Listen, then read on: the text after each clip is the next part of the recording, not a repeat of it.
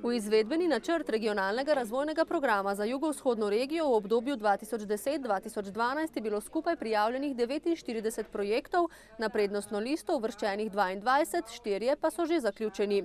Razpoložljivih sredstev je bilo za dobrih 19 milijonov evrov. Od tega je pravzaprav ena operacija oziroma ena nosilka odstopila, kar pomeni, da so pogodbe sklenjene za 17 milijonov 800 tisoč evrov. Od tega je trenutno 17,84 realizacija, kajti vse operacije so še v teku, se še izvajajo. Predvidoma do konca septembra naj bi se končali tudi ti projekti. Dobrih 11 milijonov 300 tisoč evrov evropskega denarja pa bodo namenili uresničevanju 18 prednostnih projektov od 51 prijavljenih v okviru izvedbenega načrta za prihodnja 3 leta. Naložbe bodo v polovičnem delu financirane iz Evropskega sklada za regionalni razvoj.